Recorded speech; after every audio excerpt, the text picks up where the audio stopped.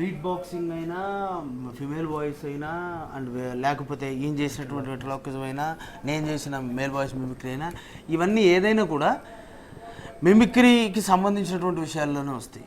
అయితే మనం ఎంత నేర్చుకున్నా కూడా, ఎంత ట్రైనింగ్ ఇచ్చినా కూడా లోపల ఒక ఈజ్ అనేది మనలో అది ఉండకపోతే మాత్రం ఆ కళాకారుడిగా మనం రాటు తేలటం అనేది జరగనట్టు ప్రెజెంటేషన్ కూడా బాగుంది.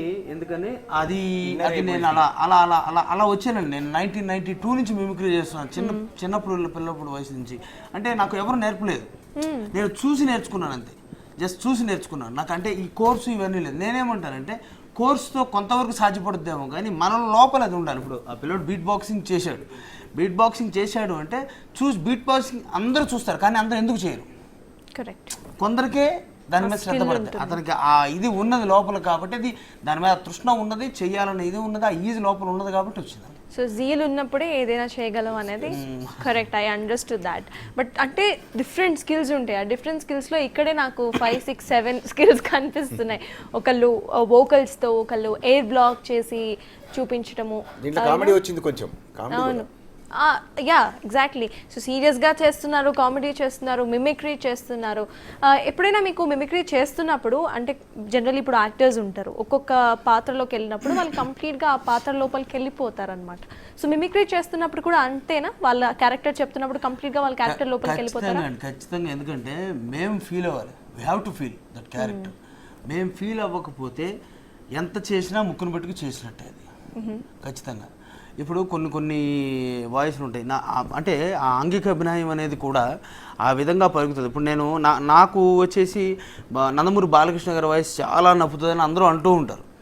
అయితే బాలకృష్ణ గారి వాయిస్ అంటే మనిషి మనం చేస్తున్నప్పుడు మా జైత్రయాత్రను గౌరవించి, మా ఏలుబడిని అంగీకరించి, మేము వేరే ఖడ్గాన్ని మా రాజభారికి స్వాధీనం చేసి మీరు మా సాముతులు అవుతారని ఆశిస్తున్నాం. సమయం లేదు మిత్రమా, చరణమ్మా, రాణమ్మా అంటే ఇప్పుడు ఆయన ఎలా అంటాడు, ఆయన ఎలా వంగుతాడు, ఎలా చేయి పెడతారు, లేదంటే ఆయన యొక్క ముఖ కవళికలు ఏ విధంగా ఉంటాయి, ఆయన ఎట్లా, మేము అలా ఫీల్ అయ్యి ఖచ్చితంగా చేయాల్సినటువంటి అవసరం ఉంటుంది. ఇప్పుడు ఒక విలన్ తీసుకుందాం, జయప్రకాష్ రెడ్డి గారి ఏమిరా దీనమ్మా పడవా కుసమని చెప్పినడే మెత్తనే మెడలు పడతాడే. ఇప్పుడు అంటే దీన్ని ఇట్లా కూర్చుని ఏమిరా దీని అమ్మ పడవా అంటే అది అది అది నప్పదు వల్ల రాదు అలా. సో ఎందుకంటే అది మేము అలా ఫీల్ అవుతాం కాబట్టి ఖచ్చితంగా వస్తుంది. పోసాన్ గారు చెప్పారు రాజా అన్నారు, చంద్రబాబు నాయుడు ఈరోజు చూస్తూ ఉంటే నిజంగా చాలా సంతోషంగా ఉంది. నేను ఏ రోజున అనుకోలేదు బిగ్ టీవీలో చక్కటి ఇంటర్వ్యూ జరుగుద్దని. చూడమ్మా సత్తాజ్, చాలా అద్భుతంగా చేస్తూ ఉన్నావు, ఇలా ఎదగాలి, చాలా పై స్థాయికి వెళ్ళాలని మనస్ఫూర్తిగా దీవిస్తున్నా. ఈ విధంగా మాట్లాడటం, ఆ మేనరిజమ్స్ కానీ మేము ఫీల్ అవుతామండి. మేనరిజమ్స్ మేమేమి కావాలి అని చెప్పాను.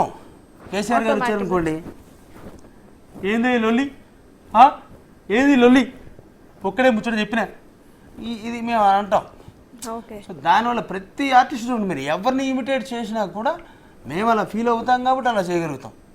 కరెక్ట్. సో అట్లా మేము పరకాయ ప్రవేశం చేయాల్సిందే. నటనకి పరకాయ ప్రవేశం చేయాలి. మేము మిమిక్రీ వాయిస్ చేయడానికి పరకాయ ప్రవేశం ఎలా చేయాలంటే ఆ నటుడు అన్నట్టుగా పరకాయ ప్రవేశం. కరెక్ట్.